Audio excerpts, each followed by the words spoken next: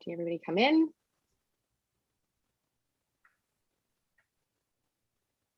Should I turn off my camera?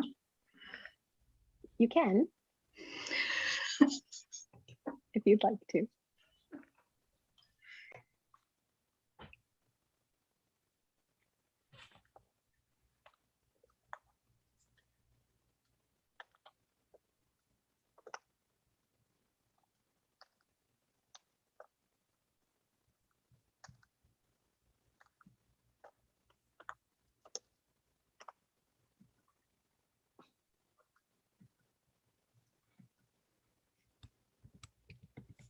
Great to see everybody popping in.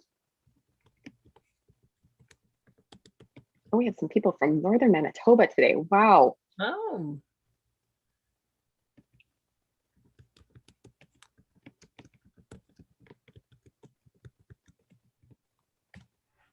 Excellent. Going great.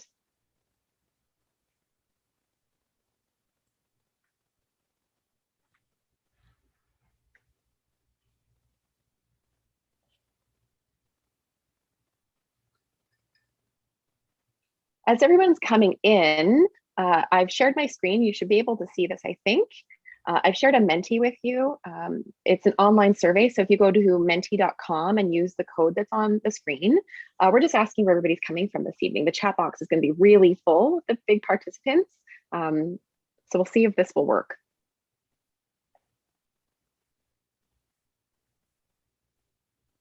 Oh, there's so many familiar people. Amazing.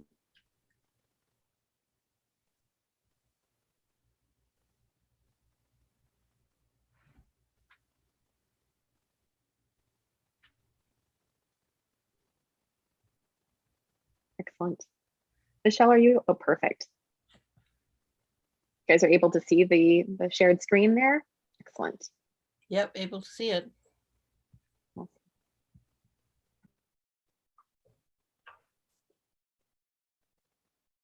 Those of you who are on YouTube, you can follow along as well. So it's menti.com. And if you put the code in 1967-8327, you should be able to participate in this as well.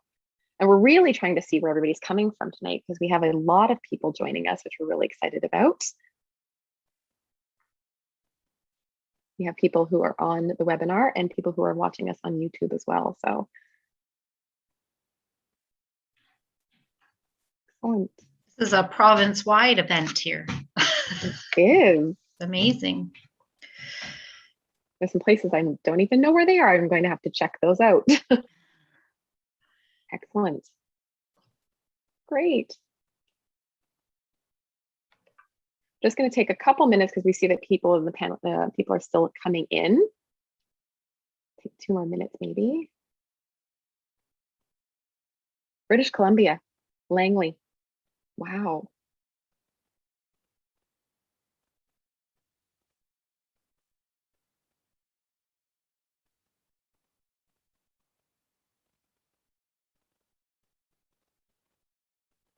Oh, amazing.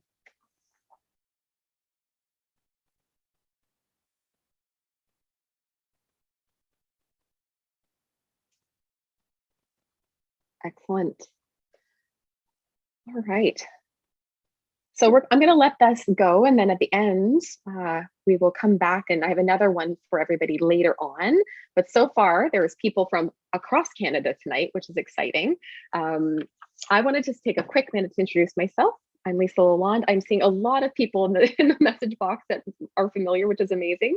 I'm a registered ECE here in Ontario, Ottawa, Ontario. I'm also a professor at Algonquin College in the Bachelor of Early Learning and Community Development. So I'm really excited to see familiar students and colleagues from across the city, but also the province. I want to take just a quick moment before I introduce our guest this evening to thank those of the community who has helped support this evening. This evening is really built around our community and from some programs here in Ottawa that felt the need to come together. OCCA, OCHAP, the Home Childcare Network of Ottawa, and Algonquin College all supported this event happening tonight, along with the committee of people who are, there's too many to name this evening, but a lot of us coming together knowing that in these times, and all times as early childhood educators coming together as a sector and supporting one another. So we really appreciate everybody's time. And also for Andrew Fleck, who did the registration for this process. And there was a lot of registration. So thank you to them as well. Excellent. All right, it's 7:35. Looks like people are still rolling in, but we're going to get started. I am so thrilled to be able to introduce Dr. Jean Clinton this evening. She is a clinical professor, Department of Psychiatry and Behavioral Neuroscience at McMaster, a division of the Child Psychiatric Program. She's on staff at McMaster Children's Hospital with cross appointments in pediatrics and family medicine, is an associate in the Department of Child Psychiatry at Sick Kids Hospital. She's also a fellow of the Child Trauma Academy as well as 03 Academy fellow since 2013. She's been a consultant to children and youth mental health programs, child welfare, primary care for over 30 years. Dr. Clinton was also appointed as an education advisor to the Premier of Ontario and the Ministry of Education for from 2014 to 2018. And we miss you in that appointment very much. So those were years many of us have where we came to really know the amazing work that you've done. I also want to acknowledge that that Dr. Clinton is renowned nationally and internationally as an advocate for children's issues, and that her special interests align brain development, a crucial role in relationships and connectedness at play, and also that Jean champions the development of a national comprehensive child well-being strategy, including a system of early learning care for all children and their families, which we know is a fight of a lifetime ahead of us. So thank you for that. She's equally committed to ensuring that children and youth needs are voices are heard and respected. And I will have to say she's a badass advocate for early childhood educators and early childhood learning, because any of us who have heard her, who have attended today, know that she believes in what we do. And that's why we really wanted her to represent and speak to us today. So she's also, excitingly, has authored her first book. I want to show you this, Love Builds Brains. Sorry, my Zoom is catching out here a little bit. It's this beautiful book. Oh, it's blurring. I'm going to find another way in a second. There, Love Builds Brains by Dr. Clinton. That can be ordered through Tall Press Pines, also on Amazon. And also this evening, we will be pulling names for 8 of the attendants today to get a signed copy from Dr. Clinton. So after the webinar this evening and the next day, we will be sending out emails to those of you who've registered because you can receive one of the 8 signed copies. So excellent. So no further ado, thank you so much for coming today, Dr. Clinton. I'm so excited to be able to share this event with you today and with all of these colleagues that we have across the country today. Yeah, oh, Lisa, I'm so excited to be here. And I love that I'm badass. It just, love it. Yeah. You are. I want to tell my kids, that, you know what, I'm cool. I'm badass. Yeah. Yes. That's the #1 sign I've understood from my 12-year-old. If you call yourself cool or badass, it no longer applies. But we think you are. And you have almost 1,200 people in attendance tonight who think you are. So. Excellent. So, we're really excited. And as a group, as a small committee here in Ottawa, we thought, these are difficult times. We're coming out of a 1.5 years out of the pandemic, and it's something that none of us could have possibly either predicted or have ever experienced something of this significant nature. We know that the early childhood education sector has faced really big challenges personally, individually, professionally, and early childhood educators and early learning, like all of us in this sector, really, we know we do the hard work, but it's hard. It's hard work on a good day, and then in a pandemic has been really challenging. And what we found as a community is that people are tired and they're exhausted, and we're trying to figure out how do we, where do we go from here? And the goal of this evening is to have a really informal conversation. We encourage people to write their questions in the Q&A. We have Michelle who will be watching that. And so throughout the evening, we're hoping to answer. If you have a question for Dr. Clinton, you could definitely put it in there. And we just want to have this casual, informed, fun conversation to bring us kind of back up and something to look forward to again, because it's a difficult time. Yeah. Well, Lisa, it is a difficult time. And, one of the things I hope for us to explore in our conversation is, why is it so difficult? And, those of you who know me know I'm a brain geek. I love the brain, and I'm also an upstreamist. I like to be thinking about what what can we do to make sure everybody remains healthy rather than just kind of focusing on the kids who are in trouble. And so, you know, as I think about why are we all so freaking tired, I think it has a lot to do with the uncertainty that we've faced. So the number one thing I want to start off by saying is thank you so much, all of you as early childhood educators across the country. You haven't said, why me? No, not me today. You have stepped up to the plate and said, we're going to deal with this changes that public health comes out with and this person comes out with. We are going to focus our attention as early childhood educators and early learning and care specialists think about and say, what is in the best interest of the kids? But why are we so tired during this pandemic? It has so much to do with the fact that the brain likes certainty. The brain likes predictability. So it is an organ that says, hey man, what's going on? Do I have to be on guard? Do I need to be attending to something that's a threat here? And, you know, Lisa, as you describe what it's been like for the past, you know, however many months, 15 months, the brain has been on high alert. And when the brain is on high alert, it uses all of our energy up. And we are thinking about safety rather than, than our smart brain being on high, on high demand. And so that is exhausting. So people, give yourself some grace and say, yeah, man, I am fatigued. I deserve to be fatigued. There isn't anything wrong with me. But in our conversation, Lisa, we'll start to talk about, well, what can I do to re-energize myself? But I want to start off first by saying thank you so much for stepping up to the plate, because that's what you've said. That's what you've done.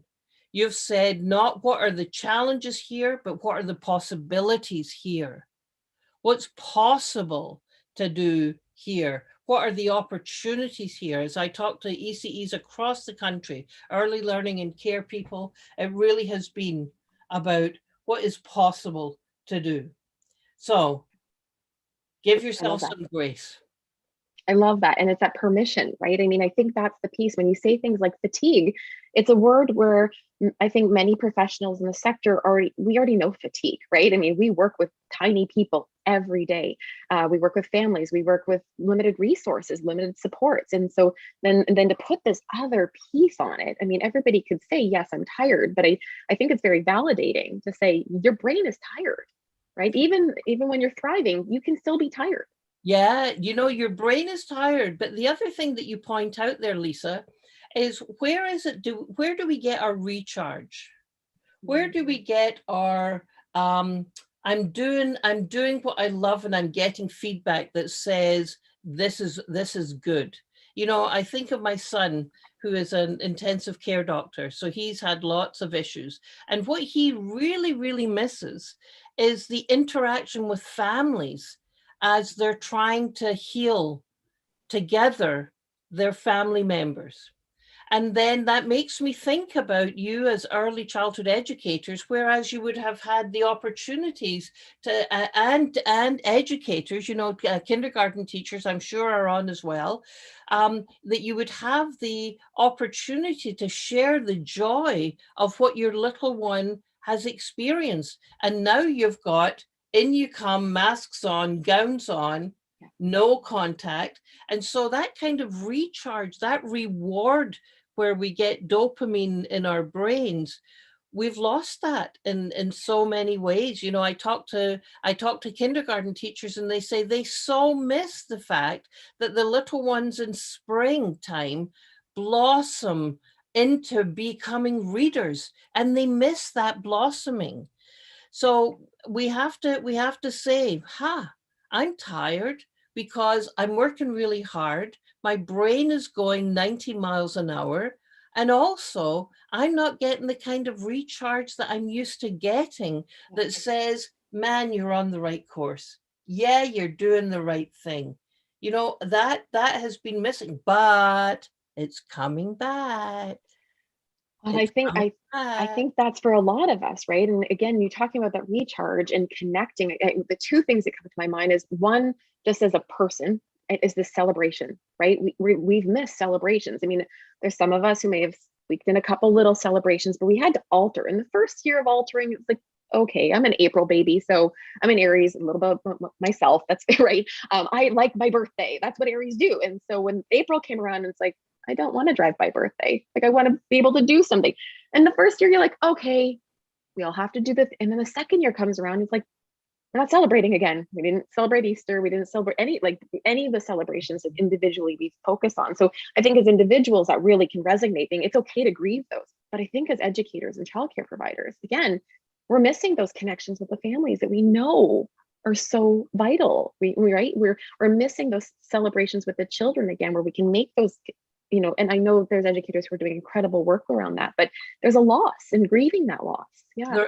And I think that, you know, what we're learning, and I agree so wholeheartedly with you, Lisa, is that we as a society are pretty good at dealing with mad, sad, and glad, right?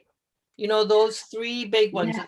This is my Mark Brackett, who's written about permission to feel, and he had a great conversation with Brene Brown. So we're good at mad, sad, and glad, but we're not so good at some of the other nuanced emotions, like grief.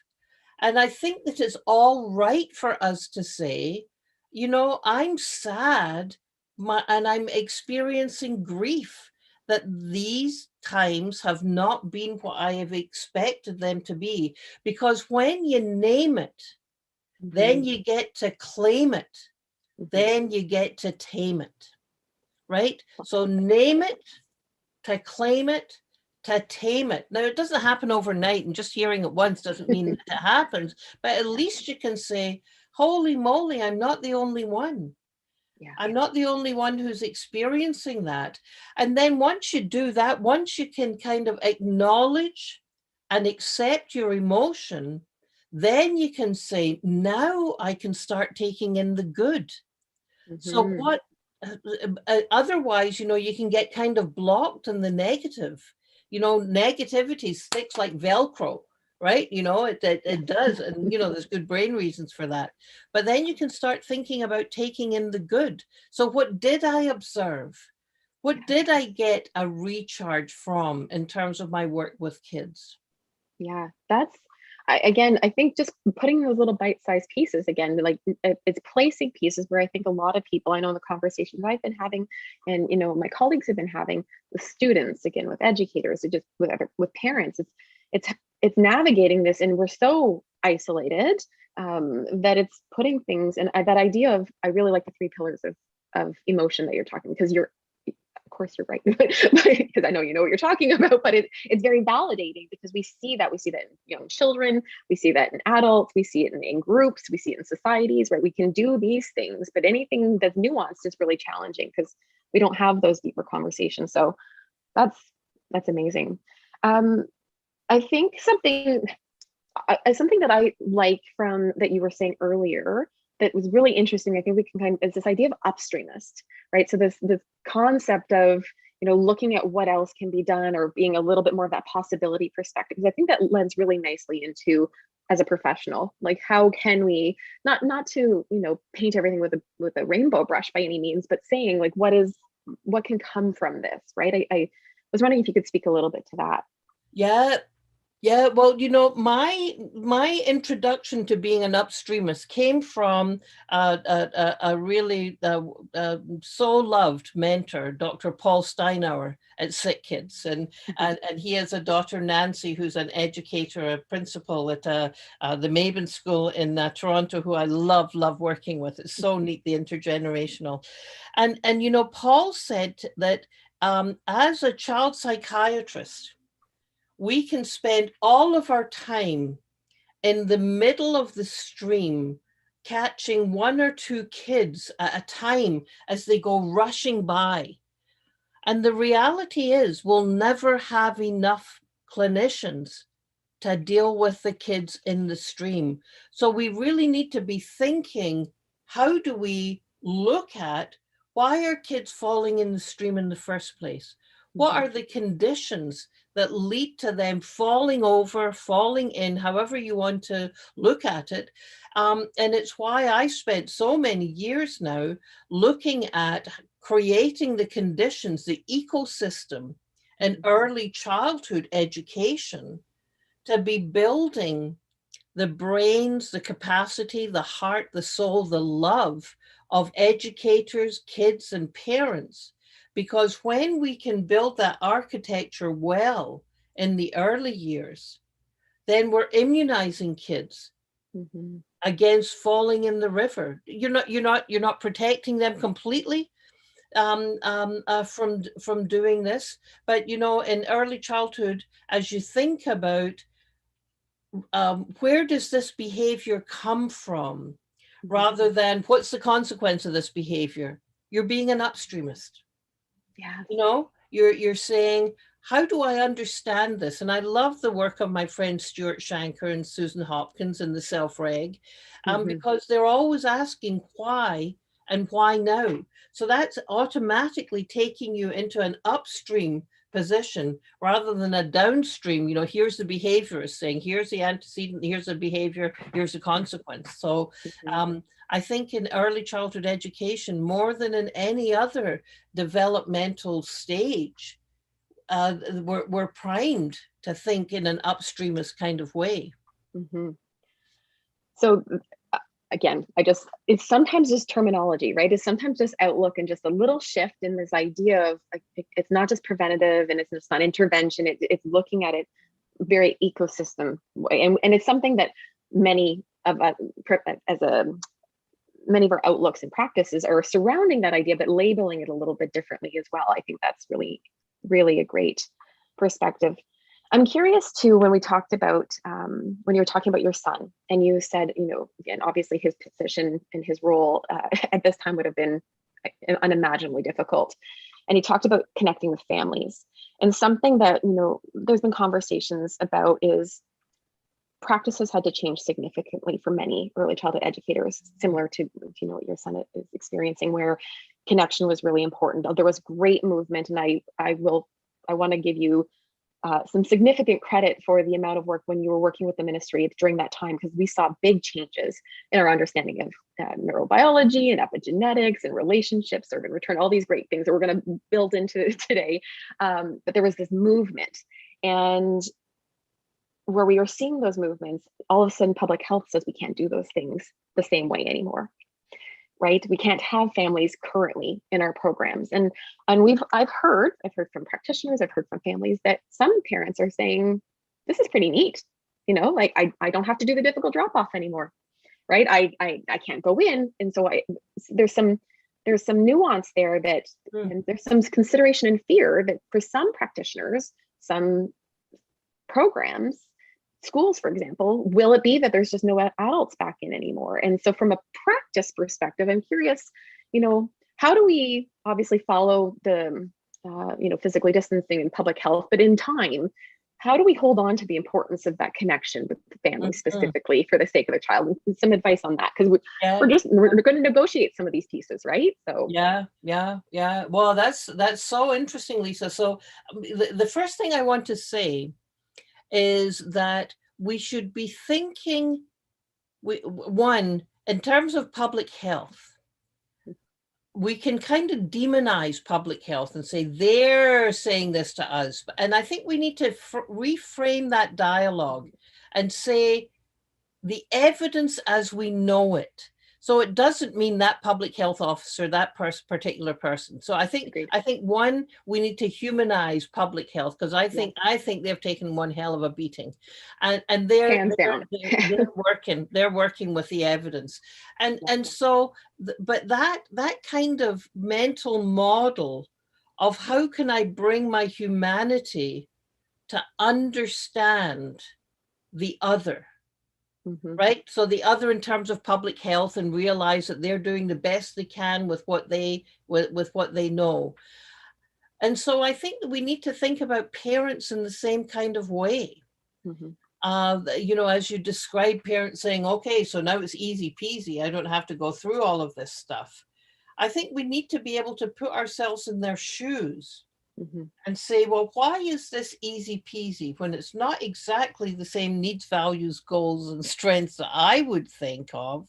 Mhm. And then you realize, holy cow, they're just doing the best that they can. And they are feeling the pressure of, if I can get my kids off to childcare and there's a few more minutes in my day, then I can get home and be on frickin' line with my older kids as they're doing virtual learning.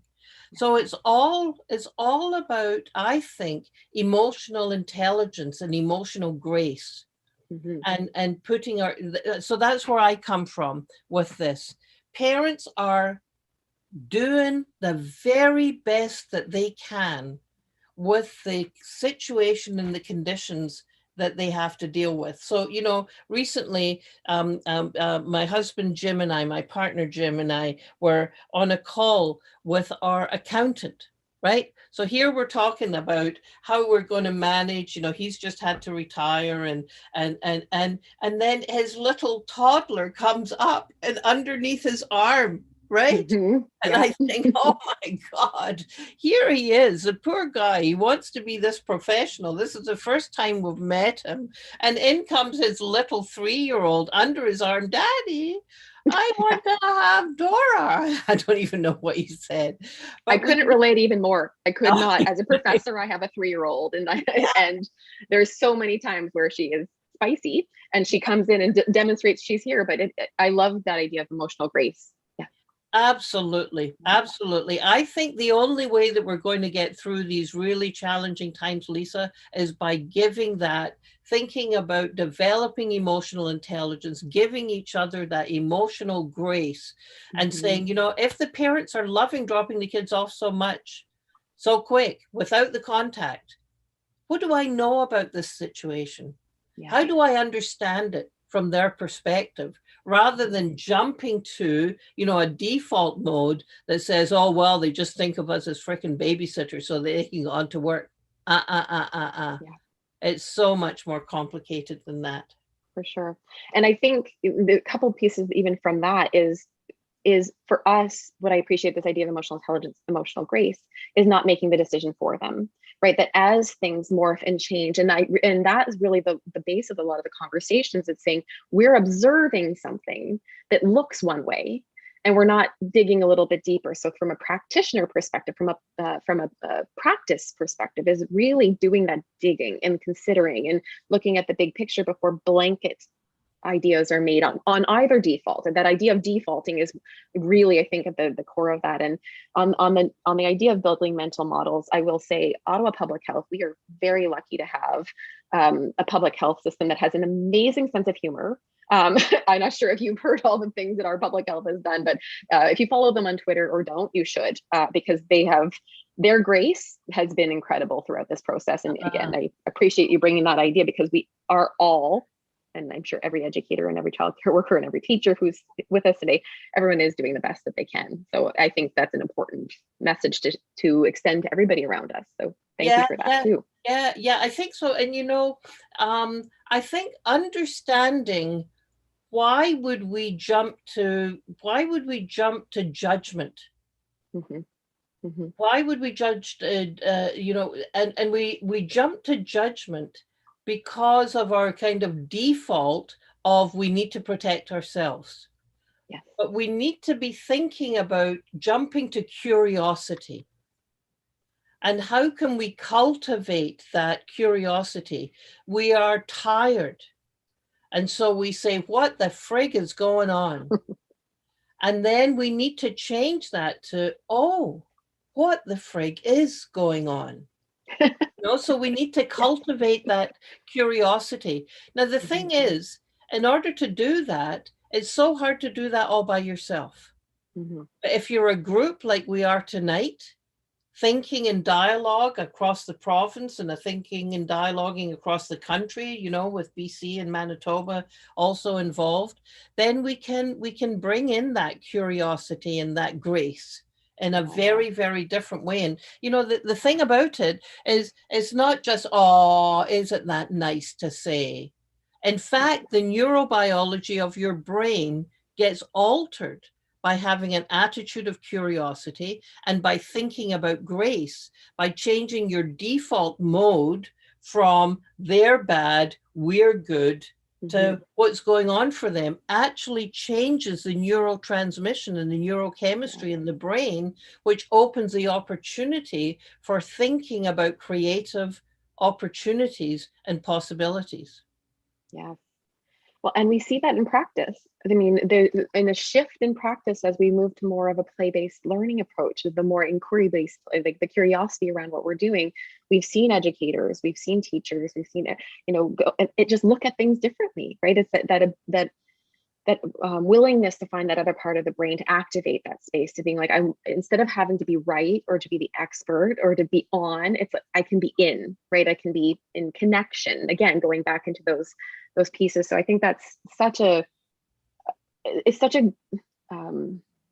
good step forward for us, right? Because I think we're going to be faced in the coming months with, there's going to be changes. There's going to be changes in how we're doing things now, and there's going to be steps forward, which is great. Like you said, there's things coming to an end, and there's going to be a few steps back, but things will be different. And so it's trying to, do we default back to the way we were? Do we sit here and go, I don't know? Or like, how do we negotiate around what could be? And again, that curiosity, I think that just wraps it beautifully. So yeah, well, do you know, you've just opened my brain, Lisa. This is so wonderful because I was thinking about grace and curiosity from an altruism kind of base, but you're making a brilliant link to pedagogy, the pedagogy of curiosity, the pedagogy of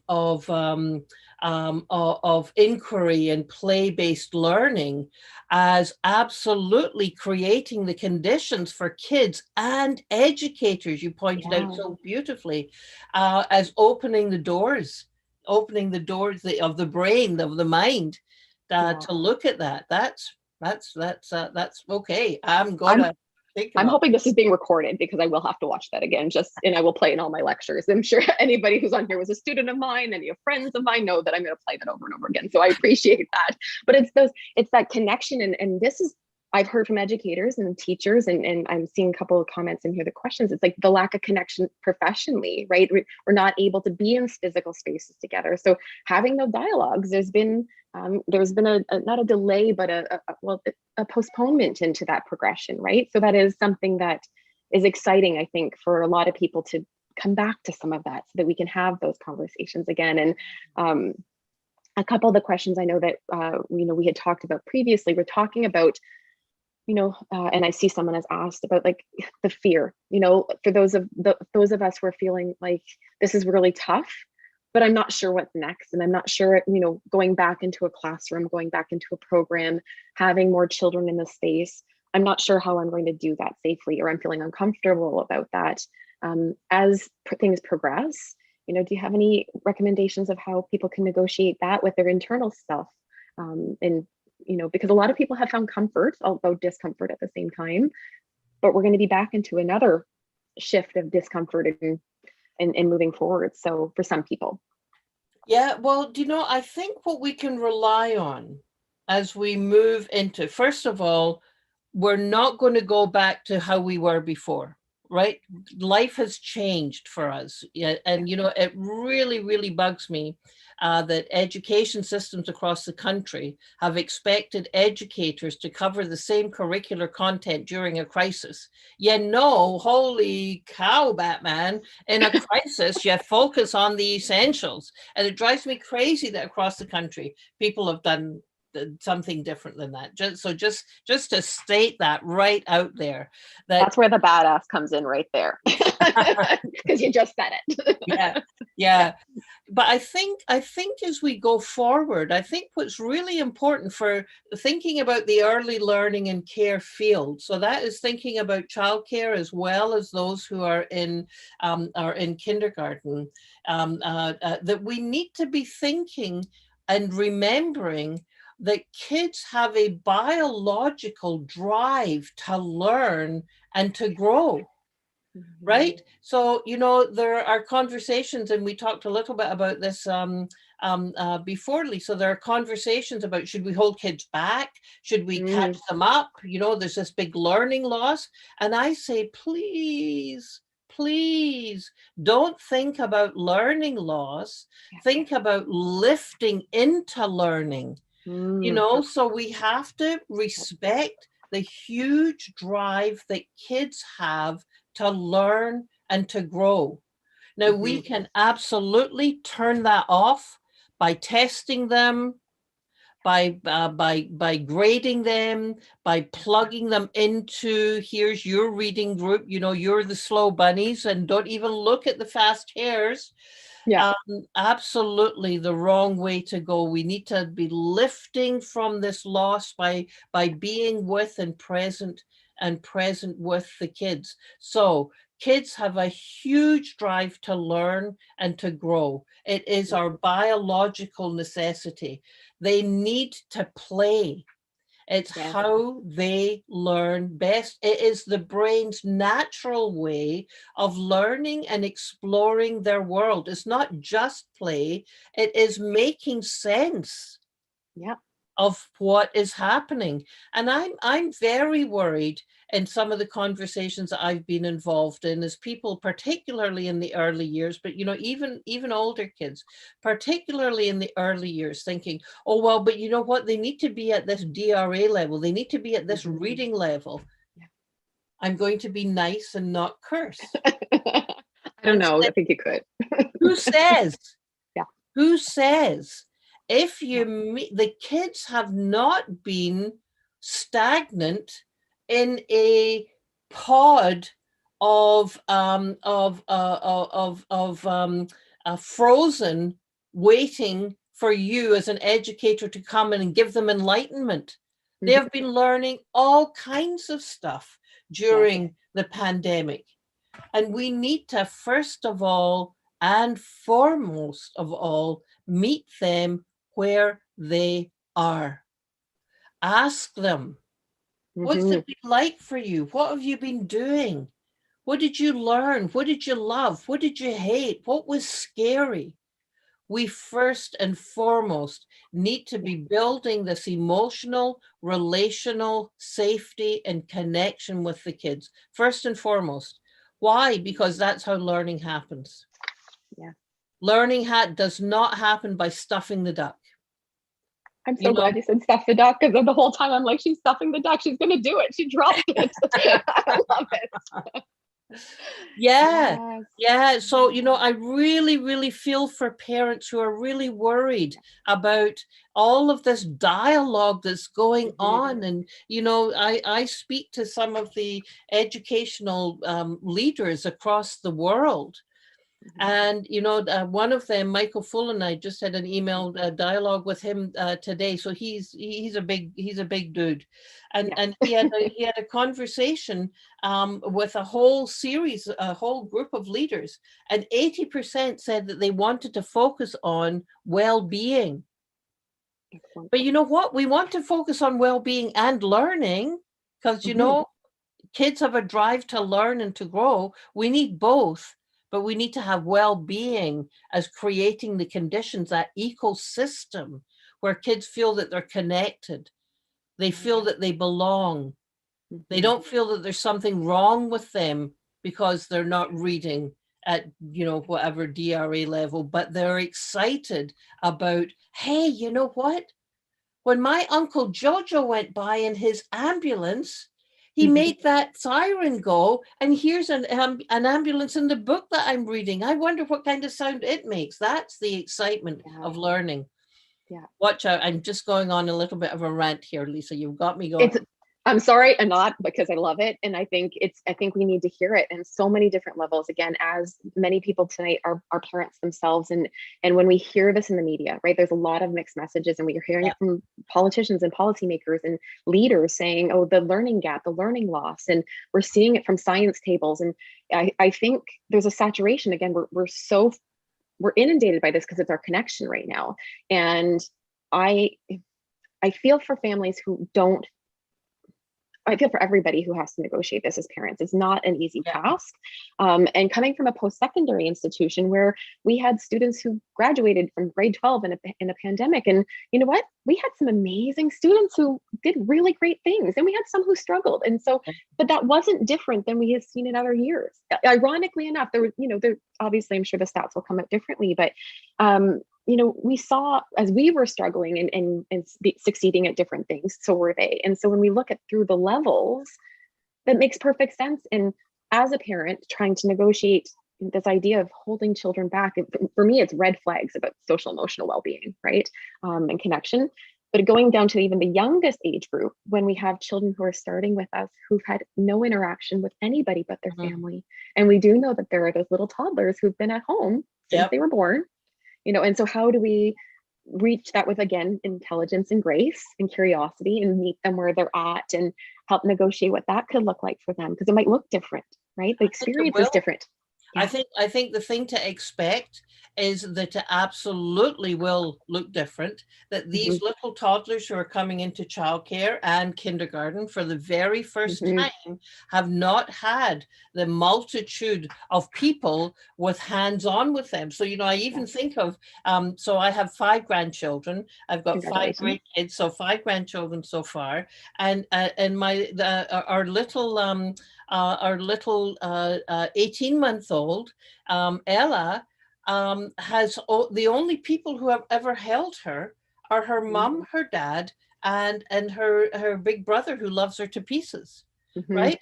And so we think about, how is she going to do? Well, when she had her baby visit, she was incensed at this doctor person, this was holding her. And so we worry about, well, how is she going to do in childcare in September when my daughter-in-law has to go back to work as a teacher? And so what do we know? What we know is that if the educators are loving, are nurturing, give her space and say, I am a learner about how this little one learns, then they are going to be so much further ahead. If there's if they think about a primary care a strategy about, well, who does she gravitate to in terms of a teacher? Who do in the early learning, in the child care center, who does she gravitate to? And they say, well, this is going to be her peep. This is, so to think about, what are the needs going to be of these little ones, because they are going to be different. You are absolutely going to be seeing more tantrums, more meltdowns, more what the heck is going on. And so it means that you really need to think about, as centers, what is our primary role? And I'm going to suggest to you that it is meeting the emotional needs of those kids, first and foremost. That you're not thinking about correcting their behavior, but that you are thinking about connect before you correct. Yes. And I think it's really validating, because for many people, that's what they feel, but because we can't predict what it's going to look like, we don't know. We've seen bits, some agencies, some programs have seen bits of it, but again, September is going to be a new time, right? And I love that you brought in that idea of the connecting to redirecting, connecting and directing and correcting. And do you mind reminding everybody a little bit about that ratio that you talk about between those? Because I think it applies to everybody. And again, whether it's, the new toddler who's had little experience, or that school-age child who's felt really isolated being at home for 6 months, or a colleague even, right? Yeah. or two, yeah, right? Yeah. Who's coming back in and feeling this. You want to speak a little to that, how that might work? Yeah. So the context for this is I wrote a paper. There was a really lovely ministry document called Think, Feel, Act. Yeah. And in that, there were 6 researchers or people interested in research who were asked to write a paper. And so I talked in this Think, Feel, Act, and people can Google it. It is still on the government website, the Ministry of Education, if you look at childcare. And so what I talked about is the power of adult-child relationships that are just so incredibly powerful, and to think about connecting before directing and correcting. So I invited early childhood educators to think about, what is your C to D to C ratio? What is your connecting ratio to your directing and correcting? Because what we know is that early childhood educators ask lots of questions, but the research kind of points to that they ask a lot of questions about behavior. More about behavior than they ask about understanding where the child is coming from. So it's really so important to think about that. And so that connecting before directing and correcting. But the other thing, Lisa, that you're bringing up in your question is the whole idea of, we're going to have little ones starting full day learning who have never been in a childcare program or never been, or even starting grade 1, who missed FDK. And so if our educators don't get together and say, what is the most important thing that we can focus on now? And it is your C to D to C ratio. What are we going to focus on? Because these little ones are going to come in, and this is all, all confusing to them. What we have to be so careful of is what we talked about earlier, and that is the default frame. In uncertainty, and we've seen this in virtual learning, in uncertainty, we tend to go to, if I don't know the answer, I'm going to go to my default frame. And for many educators, what we've seen as a default frame is, oh, okay, I know how to be an educator that does paper drill and kill, that does paper things.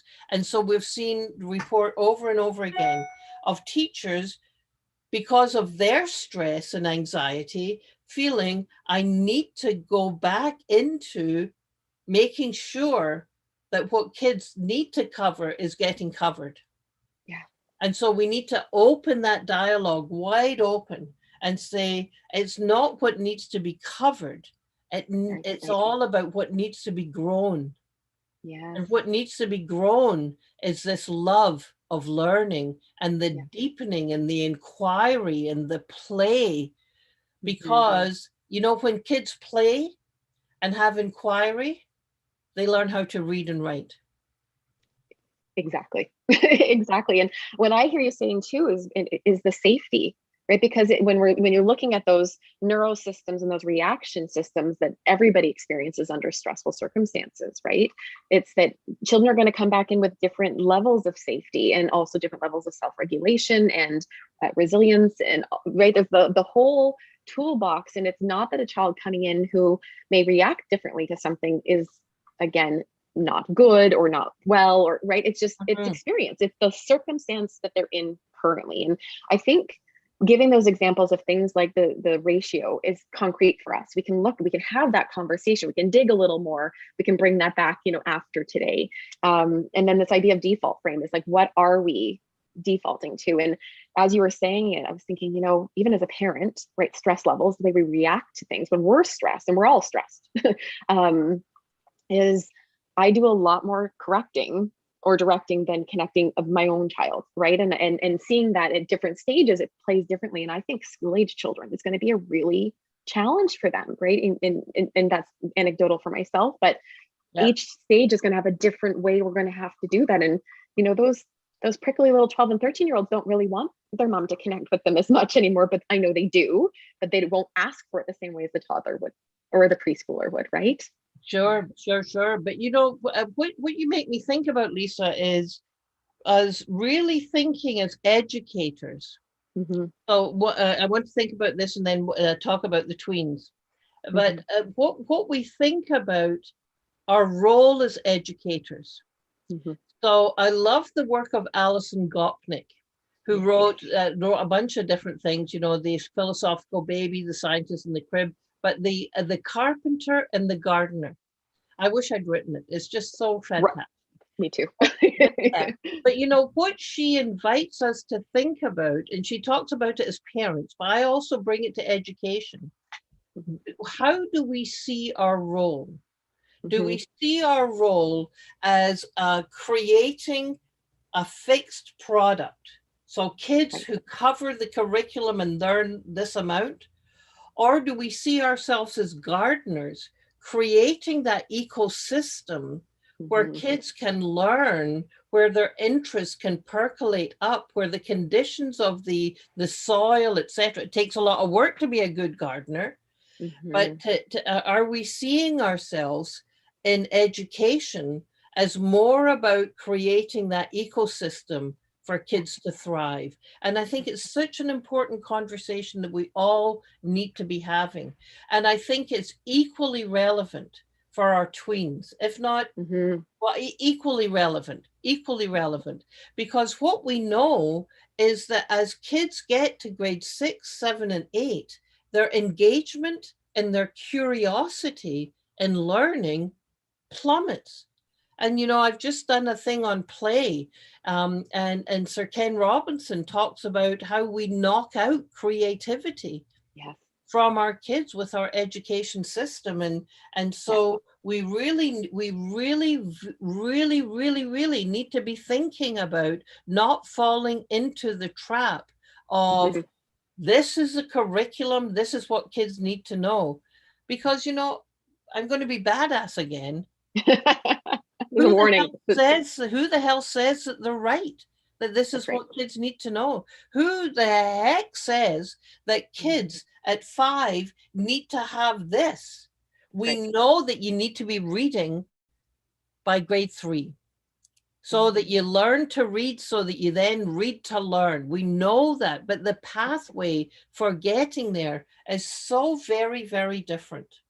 Yeah. Anyway, I love that you talk the list of people that we were talking about this evening. I'm like, there's a reading list coming for sure. Like we'll have to go back and transcribe, because Ken Robinson, I mean, even the little YouTube videos of the diagrams and those pieces. And I remember in some of my studies being introduced to him and never having heard that before. And I've always liked school, as my husband would point out. I've been in school for a very long time, but I love it, and that's what I do. But it's this idea that the school system, for those of us who've gone through it, we just see it as it is. It's an institution, and we're commended, you know, across the world that Ontario has a great education system and all these pieces, and we do. But but what it's based from, that building of that Victorian model, that everybody's supposed to be the same. Everybody's supposed to write the same. Everybody's supposed to read the same. Everyone's supposed to sit the same. And we have seen for decades the gaps that has produced, right? I mean, longer than decades, but substantially with all of these pieces. And this pandemic is an opportunity where I know that there's, you know, academics out there looking like, how do we shift now? Because it was our opportunity to shift, right? It is the opportunity to build into more of this, what you're talking about. So debunking this idea that the system's there and we have to, asking why, right? Yeah, oh, absolutely. And I think asking why. So not only, so we've got the kids who have been successful in the education system, but they're hurting. Yes. You know, so they've learned how to look smart and get the grades. Yeah. But, you know, studies that looked at, do they have a sense of purpose? Shows that a tiny little percent of them have a sense of purpose. Why did I do this? I did this to get good grades. And tell me, how's your emotional well-being? And we know it's not very good at all. So not only is it not really working very well for the kids who are doing well, but then it's working in it's not working in an abysmal failure for the kids who have fallen through the cracks. Yes, Who have not- inequities are huge, right? Inequities have been so exemplified and magnified that we cannot morally possibly go back to the same way that we were doing it before. You know, not for our BIPOC kids, not for our kids of gender differences, kids in so many ways. Their needs have not been met in our education system. No, it's so true. It's so true. And I really appreciate that bringing in, because I think we all intertwine that, and we want to make sure that we're all affected in one way or the other, and not falling trapped to the messaging, right? I want to shift it just a little bit, if that's okay. There is a question that someone has asked, going back to the profession. One of our questions is, do you have suggestions on how to build up colleagues who are feeling burnout? Like, how do we support each other, and how do we, what are some suggestions that we can move around with that idea? Yeah, well, so I love the work of Bruce Perry. So Okay. Bruce is terrific. I've been following his work for years and years and years. And so he has just written a book with Oprah Winfrey called What Happened to You, which is phenomenal. But what Bruce talks about is, why do we get burnt out? And that's because the stress pattern that we experience is unpredictable, it's unrelenting, and it leads us to just feeling completely discombobulated. Mm-hmm. So what he suggests is that stress pattern, you look to see, what are the ways that I can make it more predictable? So the ways that you can make it more predictable are, there's a great article that he was involved with called The Pandemic Toolkit That Parents Need. It was in Psychology Today. So in terms of the brain, when you're feeling burnt out, if you can build routine and predictability in your day, makes a huge difference for the brain. Because remember, we talked right at the outset, Lisa, that the brain does not like uncertainty. The brain wants predictability. So create routine. Don't sleep in, get up at the same time, do the same thing. Look after your sleep. Mm-hmm. So it's really important that you turn off media, if that keeps you alert, that you turn off media, look after your sleep. The next thing is really important, is that you exercise. Now, we've been hearing about this for so long, but this is through the brain, because when you exercise, you release BDNF, miracle growth for the brain-derived growth factor, right? So when you do that, your brain gets activated in a way that neutralizes that stress. The next thing is, and this is huge, this is learn where your calm spot is. We talk about adults needing to lend their calm to kids, but 30 plus years as a child psychiatrist, I know many adults have no freaking clue where their calm spot is. So if there's nothing else people take from tonight, it is find out where you can chill out in your head, in your brain, in your body. Sometimes it's just through deep breathing, and look up that kind of stuff. The next thing is to have routines in your day, like family meals. Reach out to others. Reach out, be generous, see if your neighbor needs their dog walked if they're elderly. The next is limit the time that you are on that bloody phone and media, because it mucks with your brain. And then the last one that he talks about is so to, and this is all for burnout. This is all to shift your uncontrollable stress, to shift over to more predictable and moderate, is where are you focusing your attention? Are you focusing your attention on the things that you can do something about, or the things that are out of your control? Yeah. Your attitude determines your altitude. I remember my friend Lois, who had an RECE, telling me that many years ago. It is so true. Yeah. That where are you going to point your attention? Because where you point your attention, are my thoughts making me sick, or are they helping me? Yeah. So Well, that's really interesting. Yeah. The pandemic toolkit that parents need from Psychology Today, you can get that. That's great. I love that last part you're talking about, because there was a few points in the pandemic, and that I know I experienced, and I know other people talked about, where there were things that were out of our control. Lots of things, especially at the beginning, that were changing and shifting. And sometimes it would, personally, I'd go to like almost a negative default. I'd go to not the worst case scenario, but the best of the worst case scenarios. Like, you know what, probably going to be teaching online in the fall, that type of piece, right? Like that spring.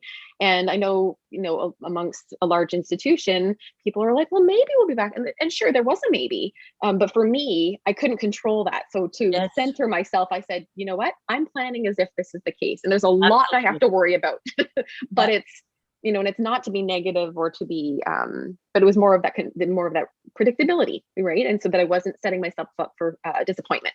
Yeah, control the things that you can control. Another researcher, Lucy Hone, talks about, in terms of resilient people, there are three characteristics, and she's a phenomenal researcher. She said resilient people in her studies, one, they recognize that life can be really hard. In fact, life sucks sometimes. And resilient people are the ones that say, I'm going to pick myself up and brush this crapola off of me and move on. I'm not going to waste any energy saying, why me? Why now? It is, life sucks. It's like the Buddhists say, and you get on with it. The second is, they say, are my thoughts making me sick, or are they helping me? And then the third one is what Bruce talked about, and that is my attention, is my focus on something that I can control, or something out of my control? And there's so much, it's the sailor's prayer, of God grant me the serenity. To know the difference between the things that I can control and the things that I can't. Excellent. Yeah, it is. And those are hard pieces. And I think as a female dominated sector, I think that there is a lot of pieces that, whether it's biologically we pull, or so from a socializing perspective, is that we're supposed to be the holders of everything, right? And we do a lot of that gatekeeping. And I mean, that ends up with a lot of belly stress and like all those pieces. So I think negotiating around that is something that's really important for self-care, and that idea of, how do we negotiate through that? So that's great. Well, the other thing that that I've been thinking about is, I've known for many, many years, just talking about us as women, how it's so common for women not even to make themselves be on the bottom of the list. They're not even on the frickin' list, right? And that we need to be rethinking this and thinking, when I take care of myself, self-care is not selfish. Self-care is in fact a professional responsibility, because when I can figure out where my calm is, I can put my own mask on first, and I can be there for the kids and for my colleagues that you're so beautifully describing, Lisa. Yeah. And you know what I really appreciate, that again, the analogy of the mask on first, because even if you were to play that out, many people wouldn't do that until they hear that. And I'm really fortunate to work with in a multidisciplinary team where we share space, office space, where we used to. And I work with a lot of child and youth care workers, and they intertwine self-care in everything they do. And by a sector, we haven't. And there's been more conversation in the past, couple of years prior to the pandemic. There was more conversation, but it's not one of the principles of what we by nature do. And I think that'd be a whole nother webinar we'll have to do, but we learning. Right? Yeah. It's the unlearning and the relearning of that as, as a female dominated, but also as a sector and the profession itself too. So amazing. I'm going to pop into another question. Yeah. Let's see here.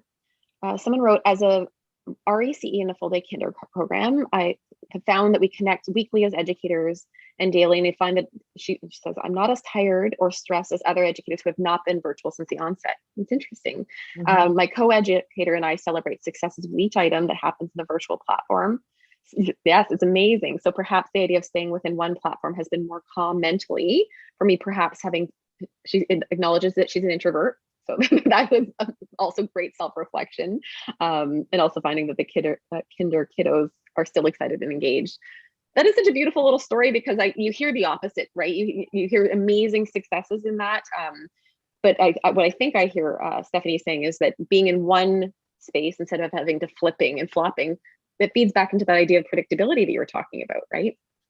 Absolutely. I was on a call with an educational system in Michigan, and they were saying that the kids were very engaged. They were either roomies or zoomies, but the one teacher was responsible for the educational objectives of all the roomies or the zoomies. And so the kids loved it. They did well academically, but the teachers are completely bagged.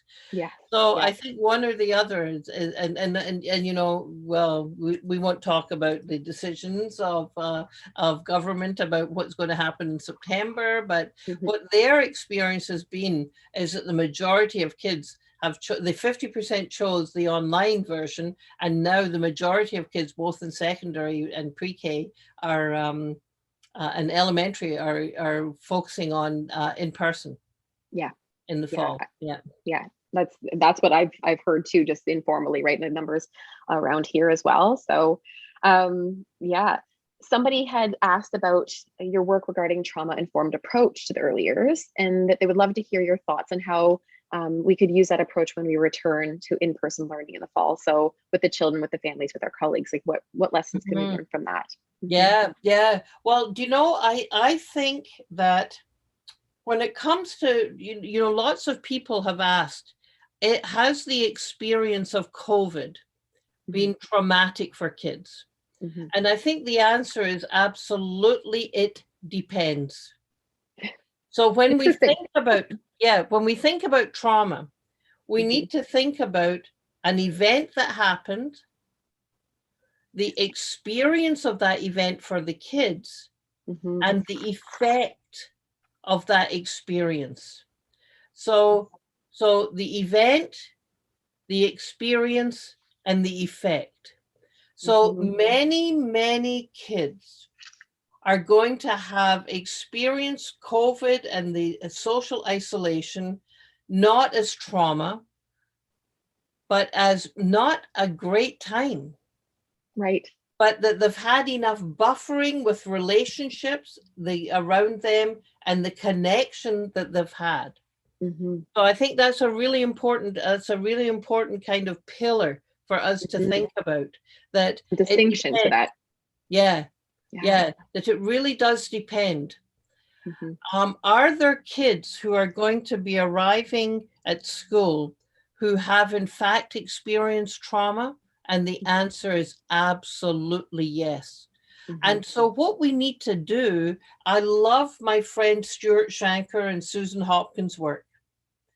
And what we need to be absolutely asking ourselves with the kids' behavior is, how do I understand this behavior at this point in time? So I think Lisa, earlier you said why and why now. Why this behavior and why now? So we need to be stress detectives. So I think it really behooves us to kind of look into the self-reg framework, to think about, you know, is there a stressor in this kid's development right now in terms of their biological, you know, the 5 domains that he talks about? And is there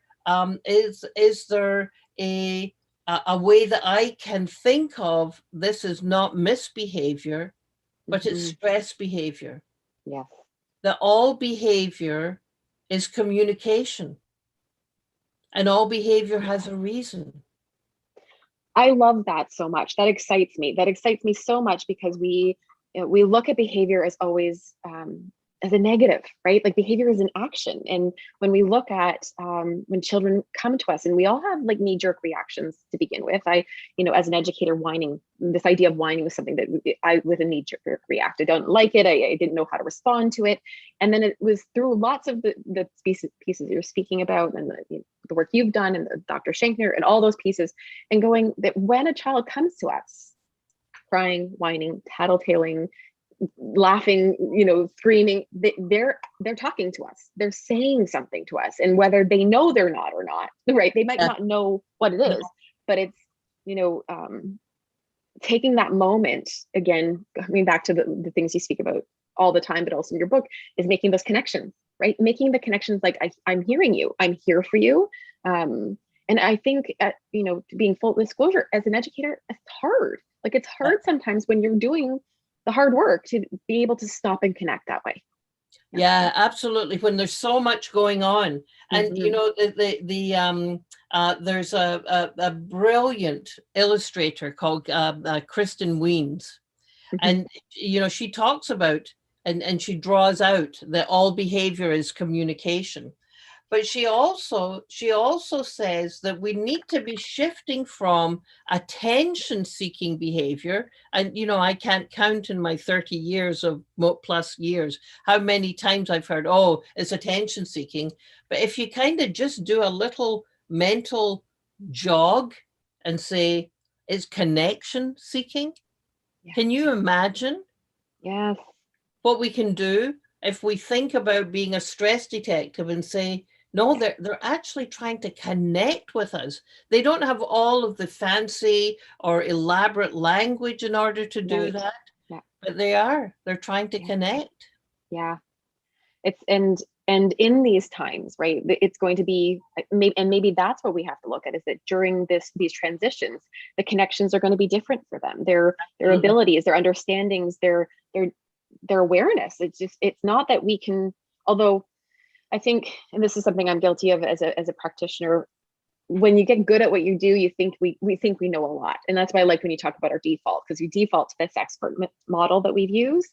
And we can know a lot, but doesn't mean we know it all, right? And we can know a lot, but it doesn't mean we know that child or that circumstance. So in this, there's a couple pieces that I think, this idea of stress detective, love it. Again, I love anything where you can have a costume associated with that. I think it's something, a little badge, I think it could be really exciting.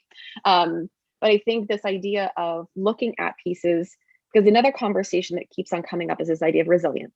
And in your book, you talk about how resilience is something more people are aware of now, but we're often labeling resilience instead of it being something else, right? With like coping or competence and other pieces to that. So do you want to speak a little bit about resilience and what we could be looking for when we're looking at stress and when we're looking at resilience? Again, going back to the ecosystem maybe that you were talking about earlier, like how we as practitioners can support that. Sure. Oh yeah. No, I love it, Lisa. So, it used to be thought that resilience was genetic, that either you had it or you didn't have it. That it was a gene, and some kids were lucky, and they had it. But what we know from the research of great people like Michael Unger, who is a researcher from Nova Scotia, is that in fact, resilience is all about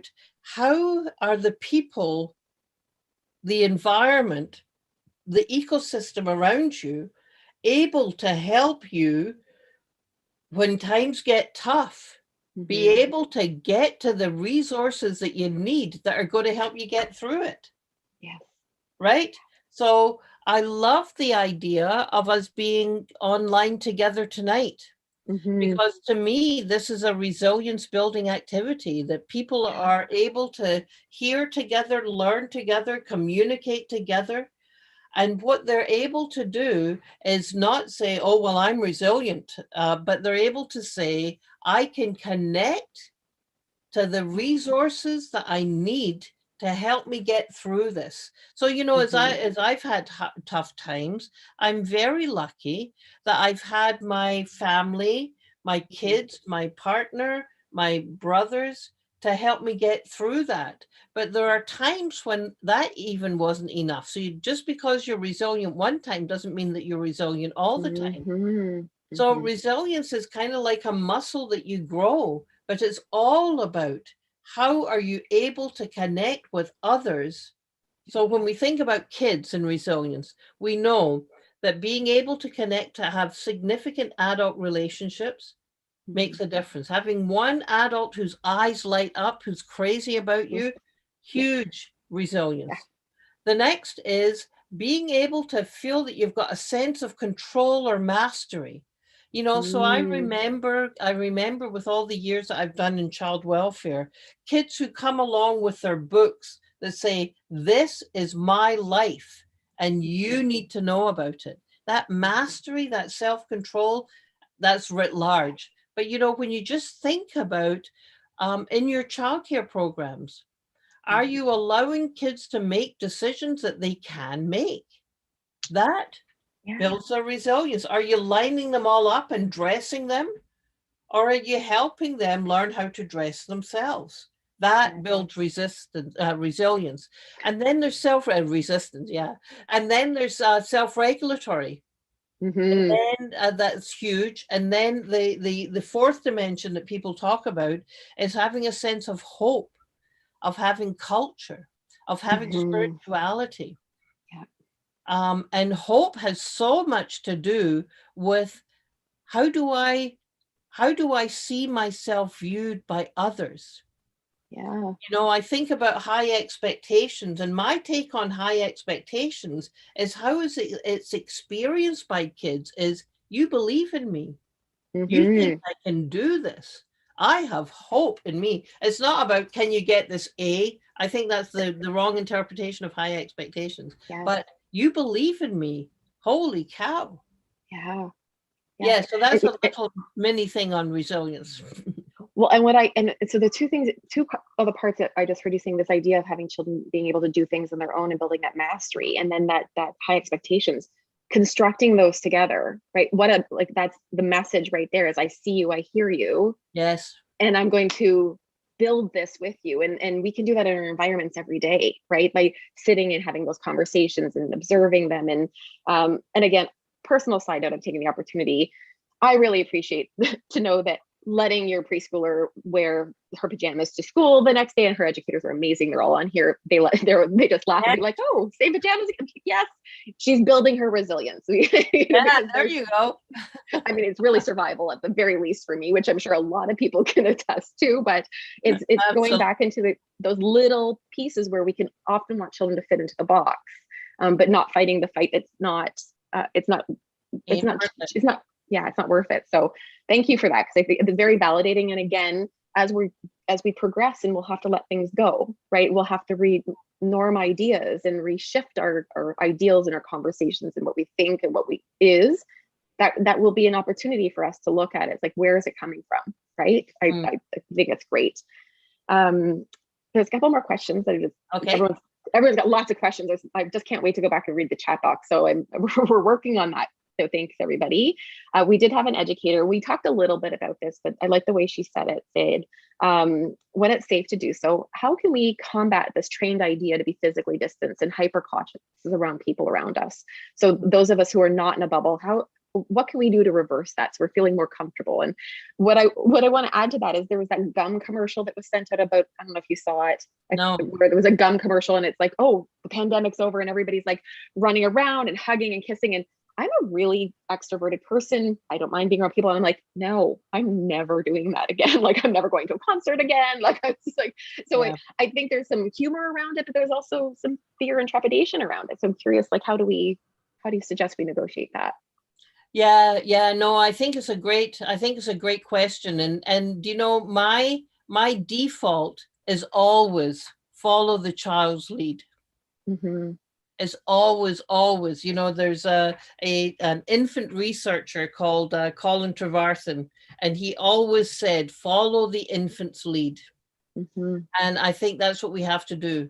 We need to not be thinking about what is my need, what do I need to do as an educator, but follow what the kids are doing. So they're going to come in and wonder, why am I not wearing masks now? Mm-hmm. And so you have to have the dialogue about, so what do you think about not wearing a mask? What's going on when you think about not wearing a mask? That we look at what are the kids' needs and follow their lead first and foremost.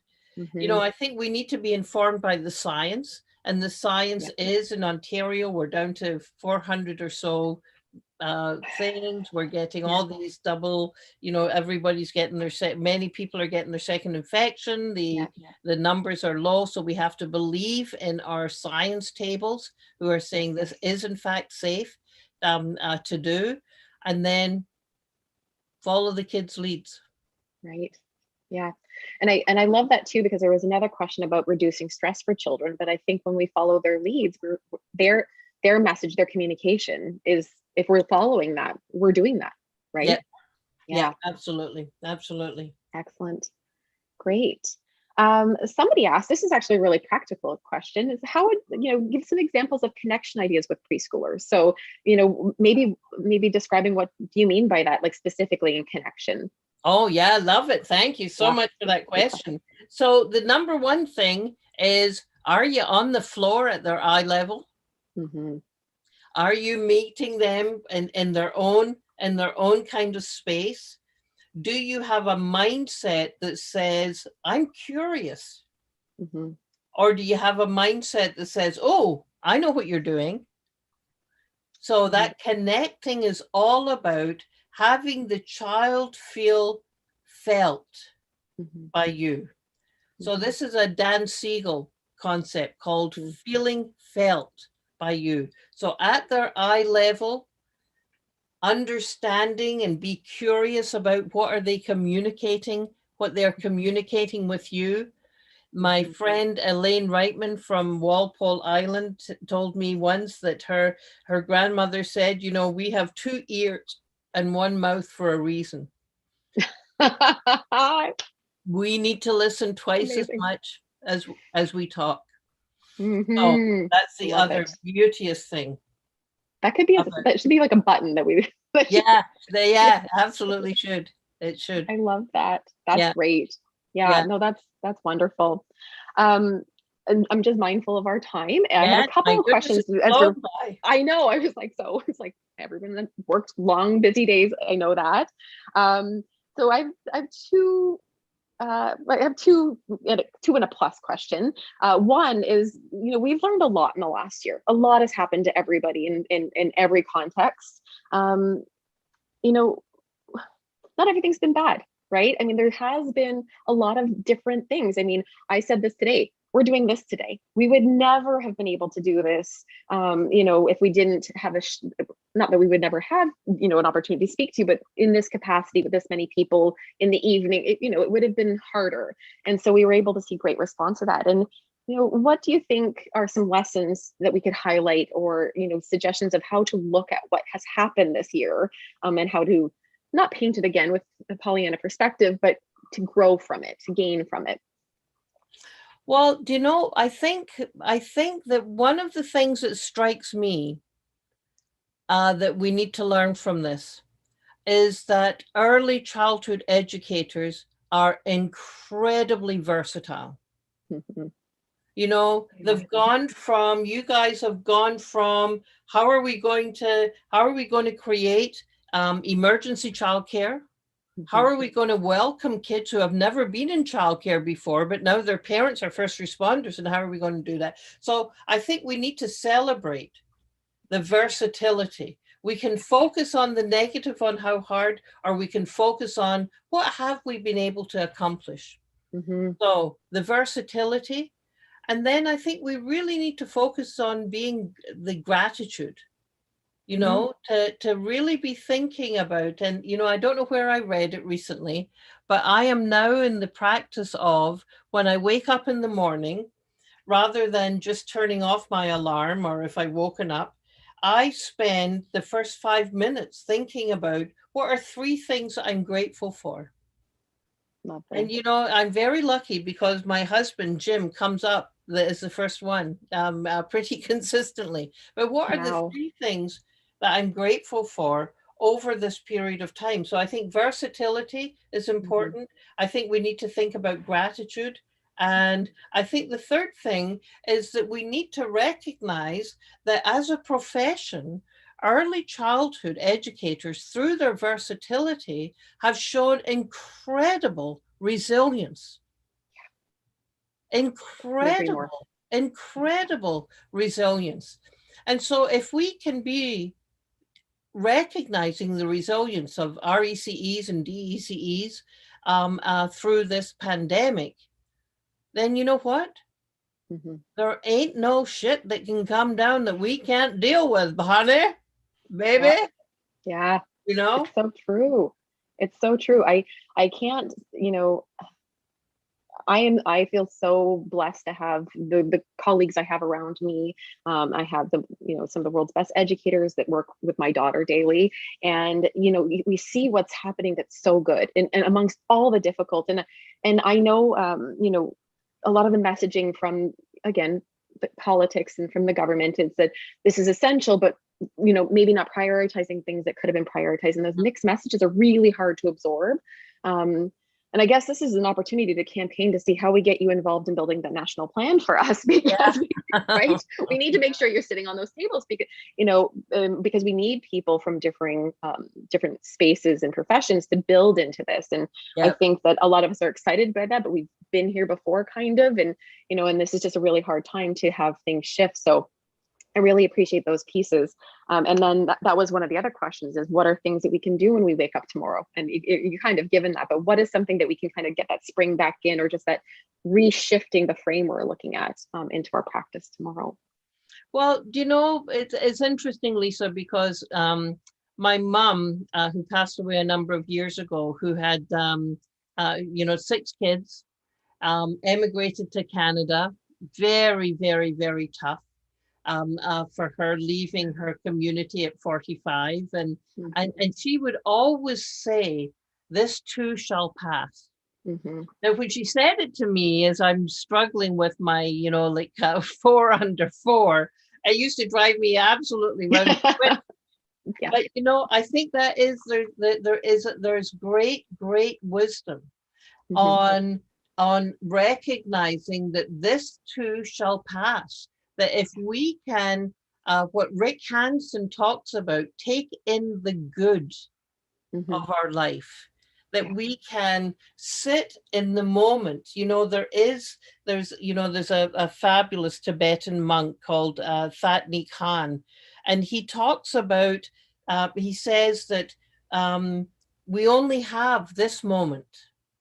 Our worries are beyond this moment. We only have this. And I quite often recite his mantra about living in the present moment, you know, breathing in, I smile, living in the present moment. I know this is the only moment. And, you know, it really, so, you know, my kind of, my final thoughts are, what's helped me through challenging times in this pandemic is to focus on taking in the good. To think about, this is the moment that we have, and are we making the most, or are we just not making the most of the moment, but just being fully present in this moment? And those are hard things. And I think hearing from other people and hearing from yourself and building this around each other to be able to do that, right? So the comments in here have been amazing. One participant just said, I could listen to Dr. Jean all day. Thank you for doing this. And I couldn't have said it any better. So I want to thank you time and again for doing this evening. I think it's been great. It's like I said, I have a recording someplace that you said some lovely things. So I'm gonna be keeping that on a play for a while. And those hard days, getting that affirmation is always good for us, right? Finding those spaces. So but again, thank you so much. This has been wonderful. On behalf of the community, I think this is a really great starting point. Just to remind everybody that we will be, I'm going to try to get it in the thing. Ooh, I don't know why this blurring feature won't let me do this here. Maybe it's in my face. Oh, Love Builds Brains is the book that we are going to be, oh, there it is. We are going to be raffling, we are going to be selecting 8 people to get a signed copy of this sent to you. So check your emails and check your junk mail over the next couple of days. So you'll be getting, if you're one of the 8 from that. And in attendance, you will also be getting a survey around that time. In that survey, we have 2 additional books that we'll be giving to people who fill out the survey. So we wanted to make sure that the community has access. And there's been a few of us who've had conversations about doing some communities of practice around these topics, building off the book so that more people can have those conversations and build this beautiful momentum that we've started and refreshed tonight. So yeah, let's do a book study, Lisa. Let's do well, that's anytime. We're in. Yeah, Lisa, this has been just a marvelous conversation. I've so appreciated and enjoyed it every single minute of it, really. Yes, me too. Wonderful. Amazing. And like I said, I was trying to act cool. I know I'm not cool by any means, but like total fangirl on this one. This is like, I'm going to be professional. I'm going to do this, but this has just been an absolute joy. And so thank you for that. Thank you for evening. And I want to thank everybody who was able to join us tonight. I know everyone. Yeah. Amazing. Absolutely. So, and take good care, get some sleep. Dr. Clinton says that you have to, and we'll talk to everybody really soon. Bye, everybody. Thank you.